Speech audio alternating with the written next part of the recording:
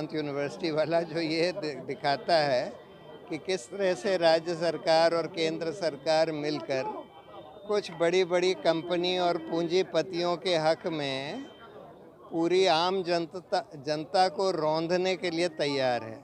इस केस में एक ऐसी कंपनी जो 2 लोगों की कंपनी थी, जिसका कुल शेयर कैपिटल 1 लाख रुपए था, उसको इन्होंने बोल दिया, जिसने कभी आज तक प्राइमरी स्कूल भी नहीं चलाया था, उसको 8,000 एकड़ ज़मीन किसानों की, आदिवासियों की, जंगल और नदियां सब देने के लिए राज्य सरकार और केंद्र सरकार तैयार हो गई कि, और जिसमें जगन्नाथ की भी ज़मीन है।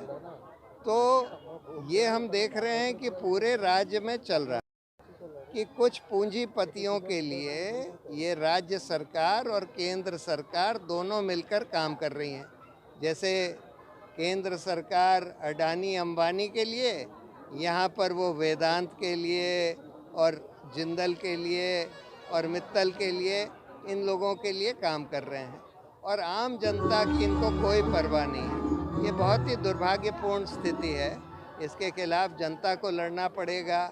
और जो एक ये नफ़रत फैलाई जा रही है जो कि भाजपा के द्वारा, ये तो बहुत ही खतरनाक है।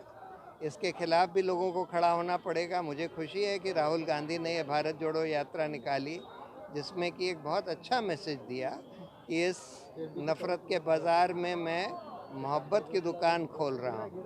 यही हमको करने की ज़रूरत है। और इस लूट-पाट के बाज़ार में ये लोग कहते हैं कि सबका साथ सबका विकास, लेकिन इनका असली मकसद है 2 आदमियों का साथ और सबका विनाश। लेकिन जब आप दूसरों का विनाश करते हैं तो आपका भी अंत में विनाश हो जाता है, और यही हिटलर के साथ भी हुआ।